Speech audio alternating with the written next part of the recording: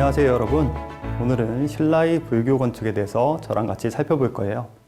여러분, 전 세계에서 가장 긴 역사를 자랑하는 나라가 어떤 나라인지 아세요? 바로 로마라는 나라예요. 동로마의 역사까지 합하면 1050년의 역사를 자랑해요. 그 다음으로 오늘 강의 주제인 신라라는 나라예요.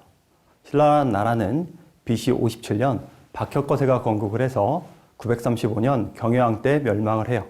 1000년에서 8년이 빠지는 992년의 역사를 자랑해요.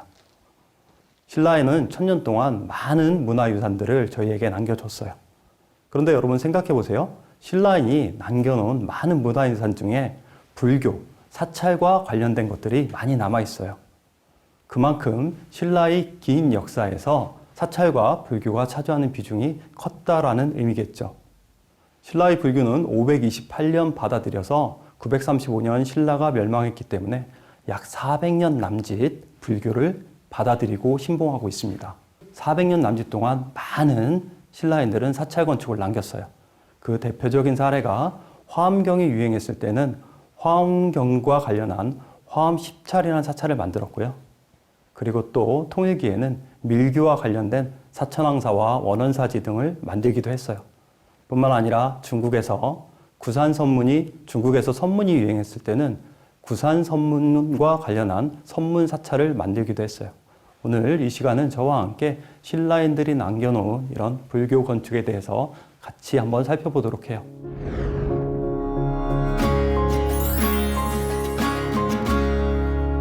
불교 건축을 만들기 위해서는 뭐가 있어야 되죠? 당연히 불교를 받아들여야 되겠죠. 불교는 고구려, 백제, 신라 중에서 어떤 나라가 가장 먼저 받아들였을까요? 그건 당연히 여러분 잘 알다시피 바로 고구려라는 나라가 불교를 가장 먼저 받아들여요. 고구려는 372년 소수리망 때 불교를 받아들이죠. 불교를 받아들이면 다음에 뭘 해야 될까요? 당연히 사찰을 져야 되죠. 고구려의 역사에서 가장 넓은 영토를 확보한 광개토대왕과 그리고 장수왕 때 많은 사찰들을 건립하게 돼요. 그런데 불행스럽게도 우리는 고구려의 많은 사찰들을 실제로 볼 수가 없어요. 그래서 고구려의 사찰과 관련된 내용들을 우리는 어떻게 알 수 있냐면 일제강점기 때 일본인들이 발굴해 놓은 자료를 통해서 저희는 확인할 수 있어요. 일본인들에 의해서 발굴된 사지는 상오리 사지와 금강 사지라는 사지가 있는데요. 이 사지들을 보면 상오리 사지는 중앙의 탑을 중심으로 왼쪽과 오른쪽에 이렇게 두 개의 금당을 놓는 1탑, 2금당 가람배치라고 이야기를 해요. 이거와는 다르게 금강사지에는 하나의 탑을 중심으로 동서의 탑 금당을 놓고 뒤쪽에 금당을 놓는 1탑 상금당 배치라고 이야기를 해요. 여기서 고구려의 사찰 건축에서 가장 중요한 건 중앙에 탑을 놓는데 그 탑 형태가 팔각형을 띠고 있다는 점이에요. 이 점 반드시 여러분 기억해야 돼요. 자, 다음으로 백제로 한번 가볼까요? 백제는 고구려보다 불교를 12년 늦게 받아들였죠. 384년에 불교를 받아들이고 사찰을 바로 다음에 385년에 당시 수도인 한성에 사찰을 만들어요. 근데 한성은 여러분 잘 알다시피 어디죠? 지금 서울이죠. 그러다 보니까 도시개발이 일찍 이루어졌고 그래서 당시 백제인들이 초창기에 만들어놨던 사찰들은 남아있지 않아요. 실제로 백제인들이 만든 사지들은 바로 공주, 부여 쪽에 많이 남아있는데요. 공주에는 서열사라든지 대통사라든지 이런 사지 흔적들이 있고요. 여러분이 백제 사지 하면 가장 잘 아는 사지들은 바로 부여에 가면 많이 있죠. 부여 시가지에 가면 정림사지 5층 석탑이 있는 정림사라는 백제인의 사찰이 있습니다. 그 정림사지를 보면 가람배치 형태가 어떤 형태를 띠고 있냐면요. 중문을 통해서 들어가면 양쪽에 연못이 있고요. 연못을 통해서 들어가면 가운데 5층으로 된 아주 늘씬한 백제인들이 만들어 놓은 석탑이 있고요. 석탑 뒤쪽으로 금당과 강당을 가지고 있는, 여기서 중요한 포인트는 백제인들은 대체로 하나의 탑과 하나의 금당을 가지고 만든다는 점이죠. 그래서 백제 사찰 가람배치의 특징을 1탑 1금당 형식이라고 우리는 이야기할 수 있어요. 여러분, 백제하면 빼놓을 수 없는 사지가 하나 있죠. 그 사지가 여러분 너무나 잘 알고 있는 바로 익산 미륵사지예요. 미륵사지 하면 우리가 미륵사지를 기억하는 이유는 누구 때문에 기억하죠? 무왕과 바로 선화공주라는, 너무나 잘 알고 있는 무왕과 선화공주의 러브스토리를 알고 계시죠? 이 무왕과 선화공주의 러브스토리는 최근에 익산 미륵사지에서 발견된 자료에 의해서 약간은 이제 수정을 해야 될 필요가 있어요. 일제강점기 때 일본인들이 익산 미륵사지에 있는 석탑을 시멘트를 발라서 이렇게 수리를 해놨는데, 그 시멘트를 발라서 수리를 해놓은 석탑이 지금 보기에는 너무 여러 가지 문제점이 발생을 했어요. 그래서 우리나라에서는 1988년부터 2018년까지 약 20년 동안 익산 미륵사지 석탑을 해체 수리해요. 익산 미륵사지 석탑을 해체 수리하는 과정에서 사리기가 하나 발견되고, 그 사리기 합에 이 익산 미륵사지를 누가 발원했는지에 대한 정확한 기록이 나왔어요. 근데 그 기록을 보니까 뭐라고 나왔냐면, 사택적덕의 따님이 이 익산 미륵사지를 발원했다라는 관련 기록이 나왔어요. 무슨 얘기냐면, 무왕의 왕비가 여러분 잘 알고 계시는 선화공주가 아니라 당시 백제의 유력한 가문이었던 사택적덕 가문의 딸이고 누왕의 왕비가 되는 사람이고요. 그리고 그 사택적덕의 따님이 익산 미륵사지를 만드는데 엄청나게 많은 발언을 하고 재산을 희사한 사람이라는 뜻이에요. 자, 우리가 익산 미륵사지 하면 중요하게 생각해야 될 것들은 기존에 백제에서 가지고 있던 하나의 탑과 하나의 금당을 가지고 있던 이 형식에서 이제 탑이 많아져요. 3개의 탑과 3개의 금당을 가지고 있는 형식으로 바뀌어요. 뭔가 바뀌어지고 있다라는 건 결국은 사람들이 생각이 달라진다라는 의미가 되겠죠.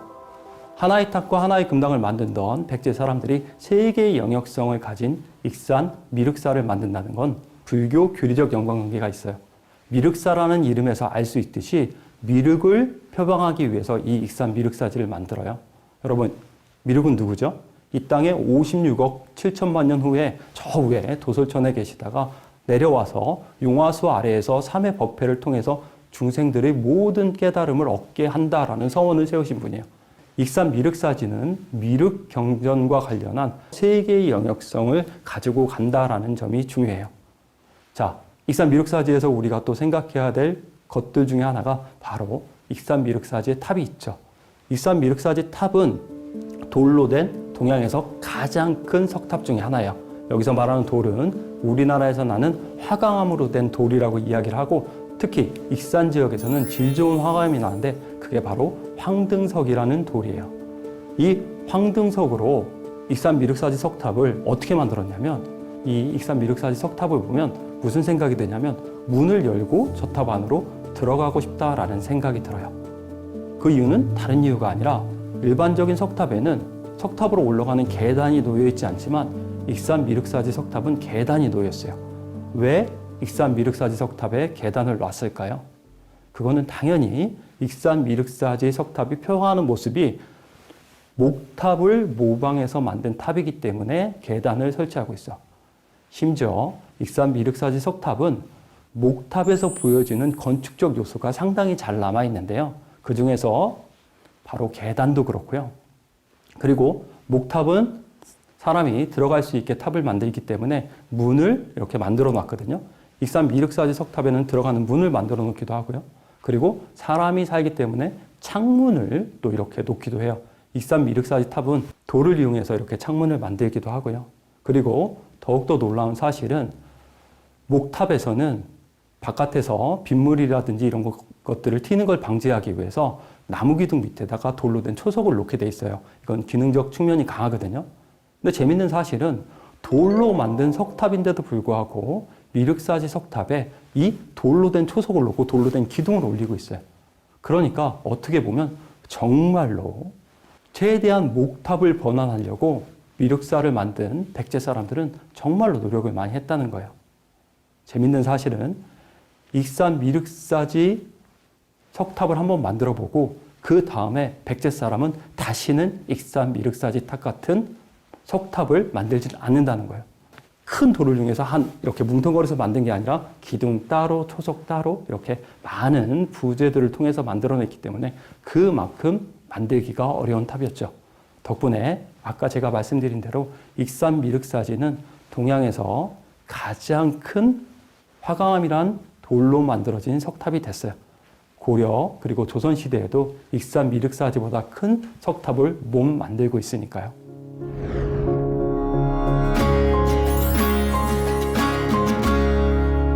다음은 이제 신라로 넘어와 봅시다. 신라는 다른 백제, 고구려보다 불교가 좀 늦게 전파가 되죠. 신라의 불교 공인은 528년이기 때문에 다른 나라보다 약 100년 이상 이렇게 불교를 늦게 전래돼요. 불교를 좀 늦게 공인을 해요. 근데 중요한 거는 신라가 왕실에서는 528년 불교를 공인했기 때문에 조금 늦게 불교를 공인했을지 모르지만 백제와 고구려에 이미 불교가 들어왔기 때문에 신라의 국경 지역에서는 꽤 많은 불교 흔적들이 확인이 돼요. 그중 가장 대표적인 곳이 선산 도리사라는 곳이에요. 옛날 지명도 선산이었고 지금도 선산이라는 곳에 가면 당시 고구려의 승려가 와서 머물렀다는 모래내가라는 집이 있고요. 그리고 더욱더 재밌는 사실은 모래내가에서 고구려의 승려가 와서 머물렀다는 기록, 그리고 당시 율과 경을 강의했다라는 관련 기록이 있을 정도로 상당히 불법을 이렇게 크게 전파를 했어요. 어찌됐든 간에 신라는 공식적으로 528년 불교를 받아들이죠. 신라의 528년 불교 전래 이후에 엄청나게 많은 신라는 사찰들을 만들어내요. 백제의 미륵사지라고 이야기를 하면 신라는 당연히 황룡사가 있겠죠. 경주 시내 한복판에 있는 무려 평수가 12,000평이 넘는 대규모 사찰이었어요. 이 황룡사는 진흥왕이라는 사람이 처음으로 만들어내는데 원래는 사찰을 만들려는 목적이 아니라 궁궐을 짓겠다라는 생각으로 터를 닦아요. 그런데 신라는 진흥왕 이전에 수도를 한 번도 옮긴 적이 없기 때문에 꽤 넓은 동네지만 아주 오랜 시간 동안 사람이 많이 살았어요. 그래서 넓은 공터를 얻기가 좀 어려워서 넓은 공터를 이렇게 좀 찾던 와중에 아마도 황룡사지가 있었던 지역이 어떤 지역이냐면 신라의 지역에서는 이렇게 사방이 다 물로 이루어져 있기 때문에 그 지역이 사방에서 천이 좀 범람을 해서 약간 유지에 가까운 지역이었고 농경지로 활용되었던 지역이에요. 그러다 보니까 그곳에 대규모 토목 사업을 통해서 궁궐을 지으려니까 사람들이 엄청나게 많이 투입되게 되었고 그러다 보면 자연스럽게 공사를 하다 보면 신라 사람들은 좋아할까요? 안 좋아할까요?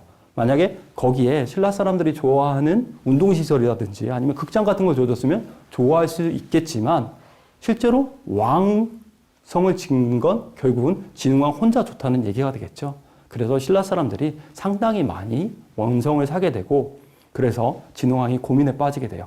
과연 끝까지 궁궐을 지어야 될 건지 아니면 뭔가 다른 방법이 없을까라고 고민을 하게 되는데요.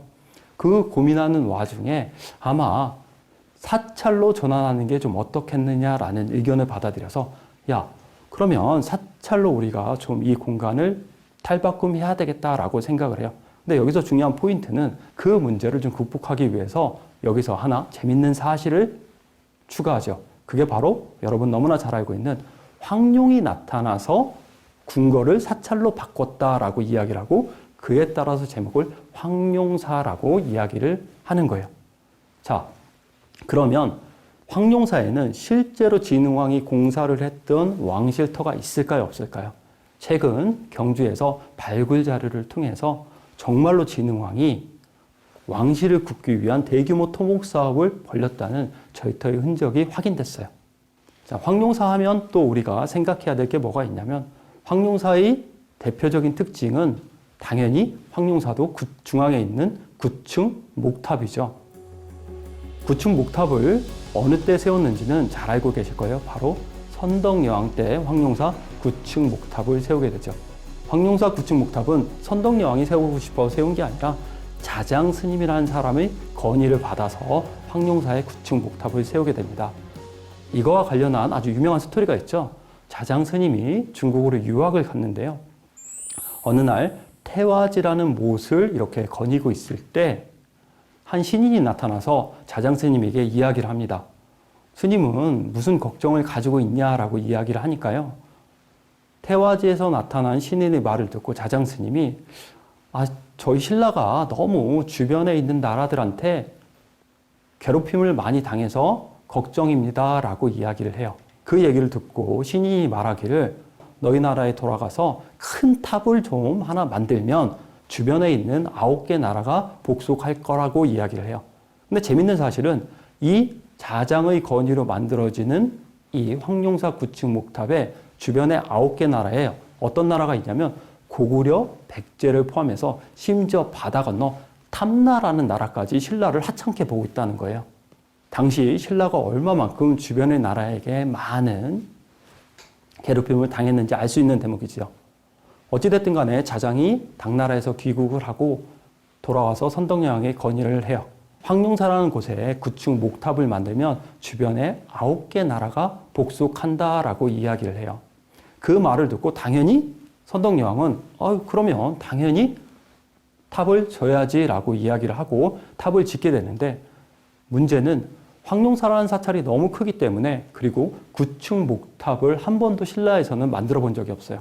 그래서 회의를 통해서 왕이셔, 신라 사람들은 9층 목탑을 실제로 지을 수가 없습니다. 이웃나라 백제의 장인을 좀 초빙을 해서 이렇게 지어야 된다라고 이야기를 해요. 그 말을 듣고 백제의 장인 아비지를 초빙해서 황룡사 탑을 만들기 위해서 노력을 하죠. 아비지가 백제에 와서 이제 황룡사 탑을 이렇게 만들면서 설계도도 그리고 여러 가지 작업을 하겠죠. 그리고 그 작업이 끝나서 실제로 황룡사 탑을 만들려고 하니까 과연 이 탑을 만들어서 우리나라가 망하게 해야 되는가를 고민을 하게 되는데요. 물론 역사적인 기록에 의하면 갑자기 신이 나타나서 황룡사 구축을 만들고 갔기 때문에 아비지가 이 황룡사 구축탑을 만들 수밖에 없다라고 이야기를 하지만 한편으로 생각해 보면 아비지의 정무적 감각이 정말 뛰어나지 않았나라는 생각이 들어요. 아마도 아비지는 백제가 멸망한다라는 사실을 알았기 때문에 신라에서 이렇게 황룡사 구축 목탑을 멋지게 만들어줬을 수도 있겠다라는 생각을 저는 하고 있는데 여러분 생각은 어떨지 잘 모르겠어요. 어찌됐든 간에 황룡사 구축 목탑은 실제로 정말로 큰 탑이에요. 그 높이가 얼마냐면 역사적 기록에 225자의 높이라고 이야기를 해요. 신라 사람들은 삼국통일 이전까지만 하더라도 고구려의 척을 받아들여서 고구려 척인 한자에 35cm 척도를 사용했어요. 그러니까 황룡사 9층 목탑을 만들 때는 무려 225자 곱하기 35cm를 하면 높이가 68m에서 80m의 대탑이 되는 거예요.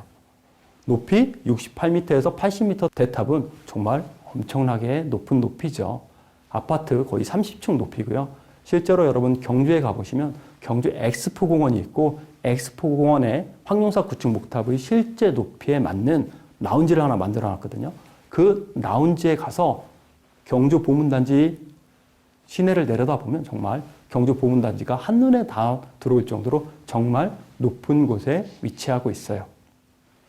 자, 중요한 건 여기서 신라에서 9층 탑을 만든다라는 의미예요. 이 9층이라는 의미는 뭐냐면 우리가 실제로 탑은 여러분 잘 알다시피 3층으로 만드는 탑도 있고 5층, 7층, 9층 대부분 홀수의 탑을 만들어요. 특히 홀수이층으로 만드는 이유는 다른 이유가 아니라 중국에서 인도에서 불교를 받아들였는데 이미 인도에서도 이렇게 홀수의 탑을 이용해서 탑을 만들었다라는 관련 경전 내용을 그대로 따르고 있고요. 이 각각의 층수 중에서 가장 중요한 건 바로 9층이라는 의미예요.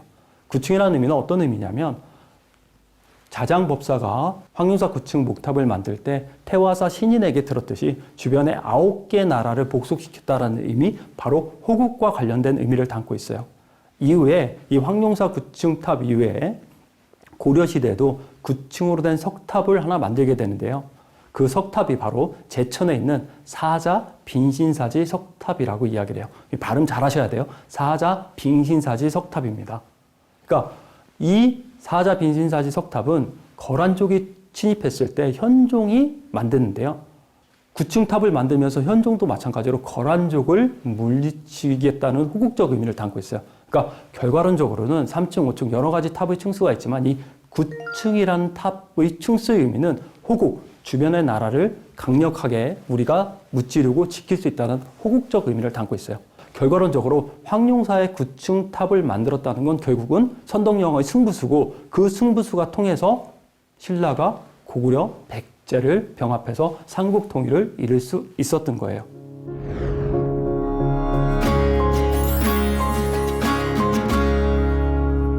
신라의 사찰 건축에서는 가장 중요한 인물이 삼국 통일을 전후한 시점에서 등장하는데 그 세 명의 인물 중에 하나가 바로 의상, 원효, 자장 이 세 명이에요. 왜 이 세 명의 인물들이 신라 건축, 사찰 건축에서 가장 중요할까요?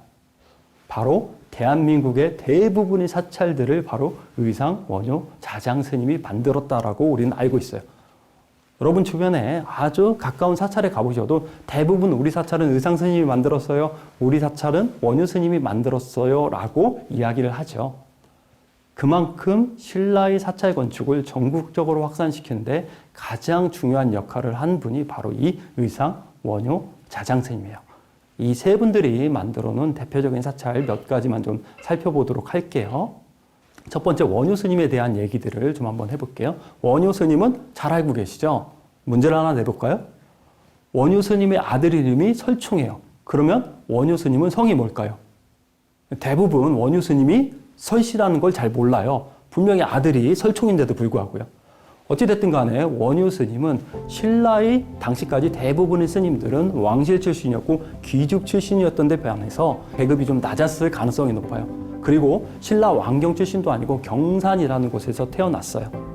그러나 이 원효 스님은 정말로 우리나라 역사에 가장 많은 불교 경전을 남겼고 대승기신론이라든지 이런 경전들은 우리나라보다 중국에서부터 더 알아줄 정도로 어마어마하게 많은 경전을 남기신 대표적인 스님이죠.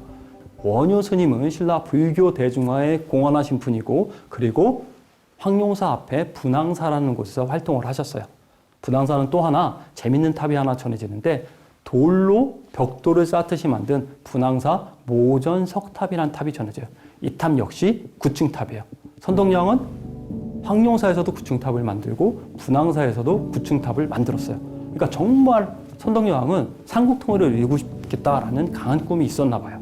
원효 스님이 분황사에서 활동을 하고 그리고 전국에 도처에 다니면서 많은 사찰들을 만들고 있어서 그 사찰과 관련해서는 원효 스님의 업적이 상당히 중요하고요. 다음으로는 자장 스님입니다. 자장 스님은 아까 이야기한 대로 중국에서부터 우리나라에 들어올 때 부처님의 진신사리를 모시고 와요.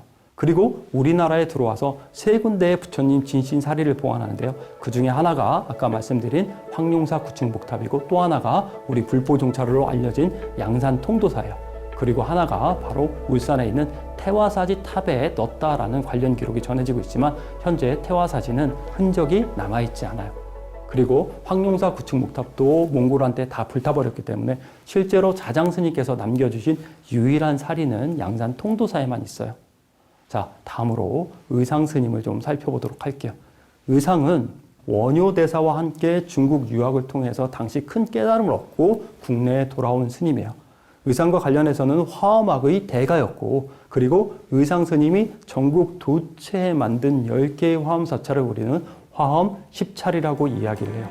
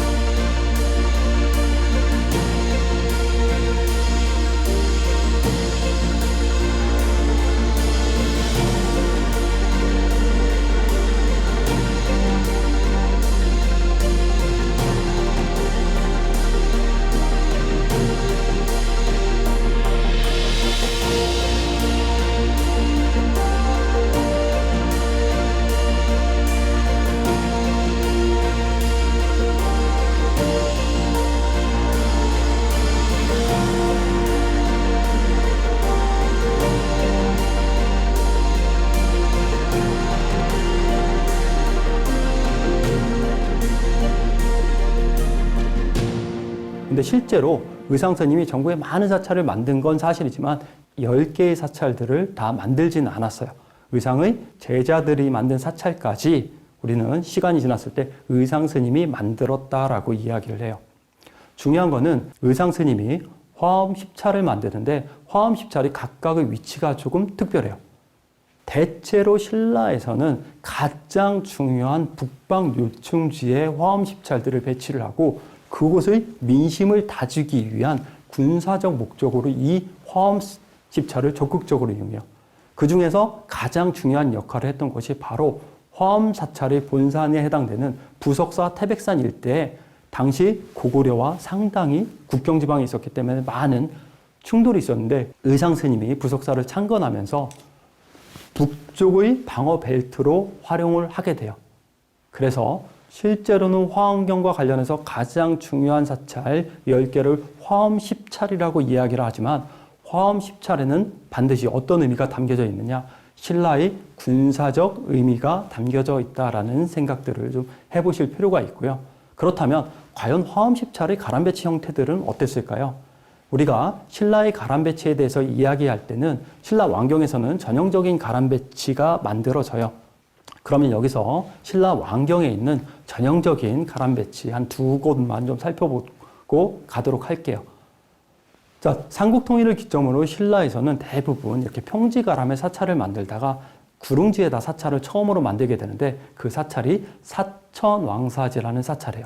딱 사천왕 이렇게 이름을 들어보시면 아시겠지만 실제로 호국적인 사찰이고 이 사천왕사지에서 가장 중요한 건 중앙에 양쪽으로 쌍탑을 만든다는 거예요. 쌍탑의 종류가 뭐냐면 바로 나무로 만든 목탑이에요.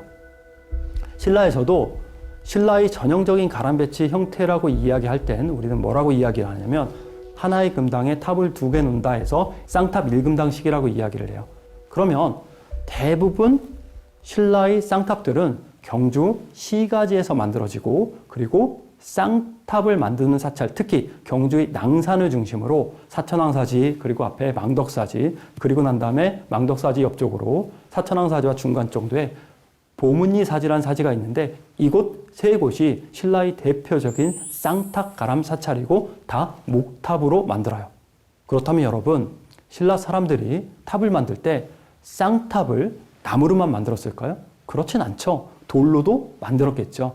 그래서 신라에서 최초로 돌로 된 쌍탑을 만드는 사찰이 가문사지라는 사찰이에요. 이 가문사지는 어디에 위치하고 있냐면 신라 왕경에서 조금 떨어진 차를 타고 한 40분 정도 가면 대왕암이라는 곳이 있고 동해바다변에요. 그 대왕암변에 위치하고 있어요. 이 가문사지는 누가 만들었냐면 실제로 문무왕 때 동해바다 건너 있는 왜구를 못 무찌르고 당신이 돌아가심을 정말 안타깝게 여기고 결국은 돌아가시게 돼요. 죽을 때 문무왕이 뭐라고 유언을 하냐면 내가 동해바다 건너 저 왜구를 못 지르고 죽는 것이 한이니까 내가 죽어서도 바다의 용이 돼서 동해바다 건너 왜구를 못 지르겠다라는 유언을 남기고 돌아가시게 돼요. 그래서 바로 그 동해바다 편에 가문사라는 사찰을 만들게 되는데 사찰 이름에서 알 수 있다시 문무왕이 돌아가시고 난 다음에 신문왕, 그의 아들인 신문왕이 만들어요. 신문왕 입장에서는 가문사라는 사찰 이름을 만들어줄 수밖에 없죠. 왜냐하면 당신 아버지가 고구려와 백제를 다 정벌하고 삼국통일을 이루었기 때문에 얼마나 감사해요. 그러니까 그 감사의 의미를 담아서 가문사라는 사찰 이름을 남긴 거예요. 여기서 재밌는 사실은 가문사 앞에 쌍탑을 만드는데 신라에서 가장 큰 쌍탑이에요. 이 쌍탑을 몇 장의 돌을 이용해서 만드냐면 약 82장의 돌을 이용해서 쌍탑을 높이 13m의 탑을 만들어내요. 실제로 가문사지에 가보면 큰 탑 2개가 있고요. 그 탑 맨 꼭대기에 이렇게 뾰족한 철탑 같은 게 있거든요. 그 철탑의 높이가 무려 얼마냐면 3.9m예요.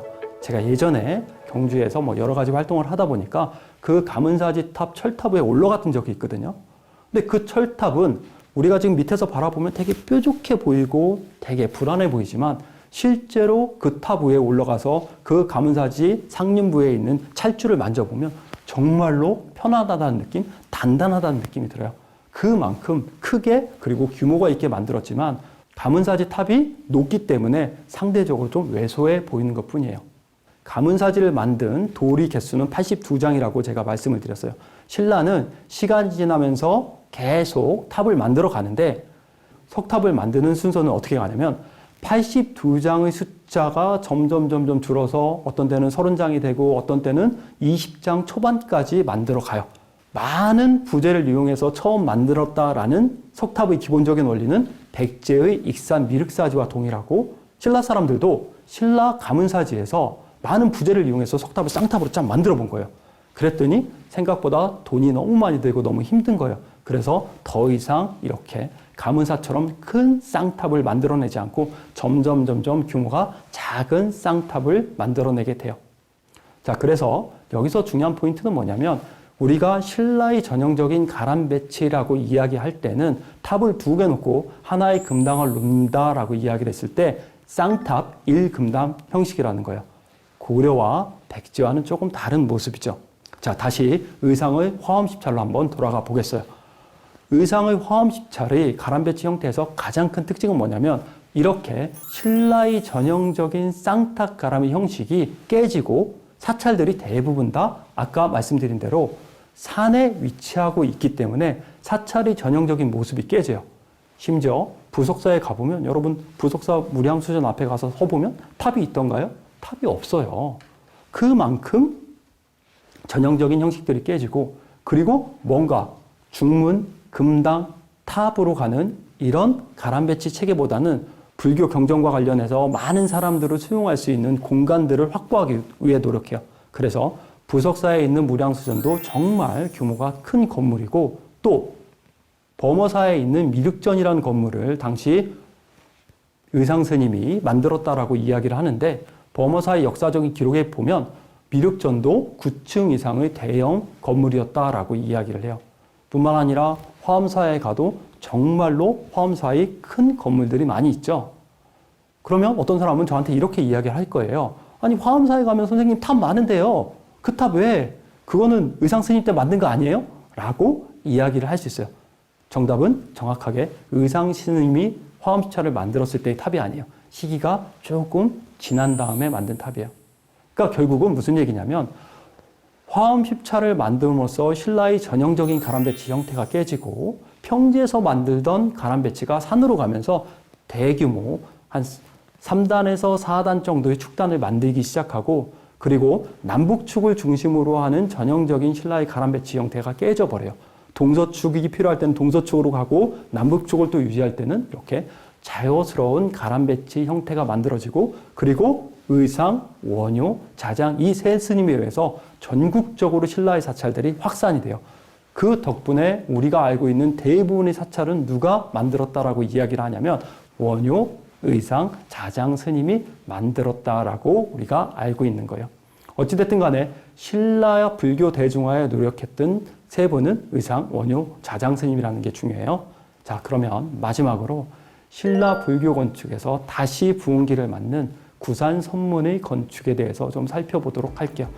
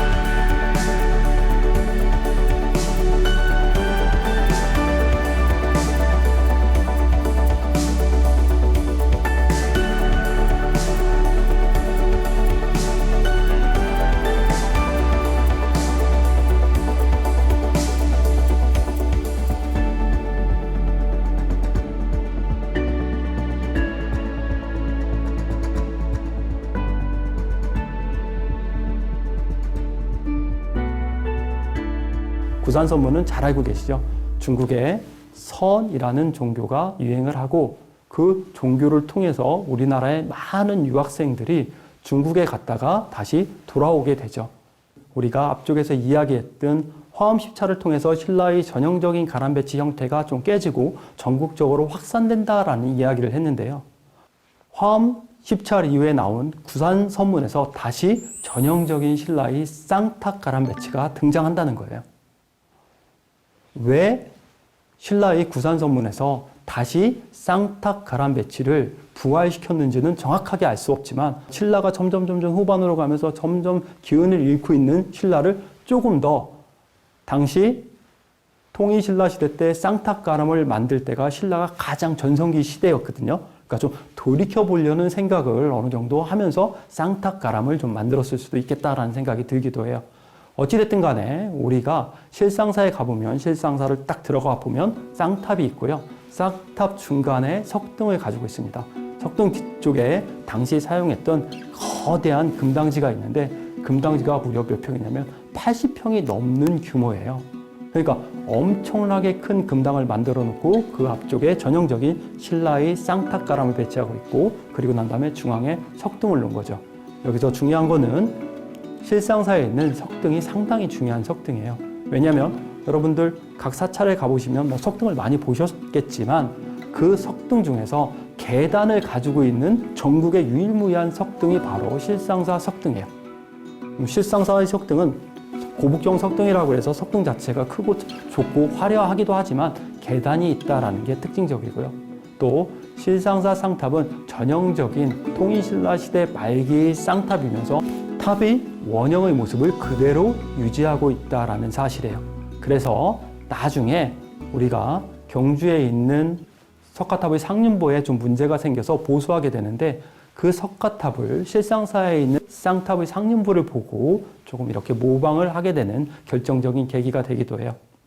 우리가 실상사에서 또 하나 빼놓을 수 없는 게 바로 실상사에 있는 철불이에요. 철불. 철불은 실제로 어떤 재료냐면 여러분 잘 아시다시피 철이 단단하기 때문에 쉽게 불상을 만들기가 어려워요. 철은 잘 깨지는 성질을 가지고 있지 잘 늘어나는 성질이 아니에요. 그래서 대부분 신라에서 불상을 만들 때는 합금을 이용해서 청동이라든지 이런 재질로 만들어요. 근데 9세기 선문의 개창과 함께 철로 된 부처님을 만들게 돼요. 근데 그 철불이 대부분 어떤 손 모양을 하고 있냐면 비로자나불이 손 모양을 하고 있어요. 비로자나불은 화엄경의 주주이고 선문과 비로자나불의 관계는 아주 밀접한 관계가 있어요. 어찌됐든 간에 이제 구산선문을 최초로 개창한 실상사는 쌍탑을 가지고 간다는 거, 그리고 중앙에 석등, 그리고 뒤쪽으로 아주 큰 금당을 가지고 간다라는 이 내용이 중요하고요. 여기서 중요한 포인트 하나는 선문을 개창한 해철 스님부터 시작해서 여러 선사들의 영역을 별도로 만든다는 거죠. 이거는 정말 파격적인 거예요.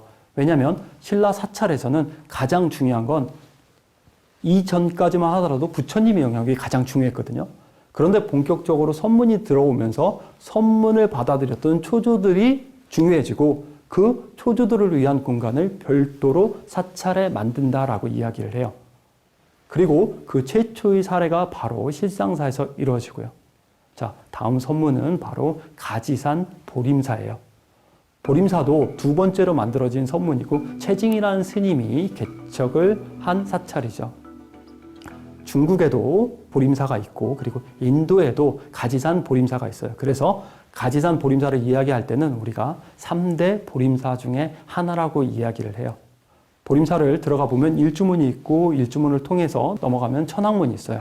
그 천왕문에는 우리나라에서 가장 오래된 사천왕상이 봉안되어 있고 기본적인 가람 배치 형태는 우리가 실상사에서 봤던 형태와 똑같습니다. 쌍탑이 있고요. 쌍탑을 중심으로 중앙에 석등을 놓고 그리고 석등 뒤에 비로자나불을 놓고 있어요. 그런데 실상사에서는 실제로 비로자나불이 어떤 손 모양을 했는지 정확하게 알 수가 없어요. 왜냐하면 실상사에 있는 비로자나불 철불은 손이 이렇게 손상이 돼서 그 손 모양을 정확하게 알 수 없지만 보림사에 있는 철불 비로자나불은 정확하게 수인을 이렇게 직원일을 하고 있어서 비로자나불이라는 사실을 우리는 명확하게 알 수 있어요. 비로자나불은 실제로 신라에서는 가장 중요한 부처님 중에 한 분이었고 화엄경의 교주라는 사실은 잘 알고 있죠. 이 보림사 역시 마찬가지로 각각 보림사 별도의 영역을 쌍탑을 놓고 별도의 영역을 두고 넓은 공간에 그리고 지금 그 쌍탑에서 앞쪽을 보면 2층으로 된 큰 건물이 있는데 이 건물도 마찬가지로 당시 신라 시대 때 만들어졌을 건물일 가능성이 커요. 신라 사람들은 불교를 400년밖에 믿지 않았지만 각각의 시대에 따라서 화엄이 유행했을 때는 화엄경과 관련된 사찰을 만들고 선문이 유행했을 때는 선문과 관련된 각각의 사찰을 만들어내고 또 건축으로 어떻게 표현해야 될까 하는 많은 고민들을 했을 거예요. 이처럼 신라인들은 정말로 유연한 사고방식을 가졌고 그리고 어떠한 나라보다 열렬하게 불교를 믿고 칭송했기 때문에 이런 유연한 변화가 가능했던 거라고 저는 생각합니다. 우리 불교 건축의 역사에서 가장 중요한 신라 건축에 대해서 오늘 다뤄봤는데요. 이상으로 강의를 마치도록 할게요. 감사합니다.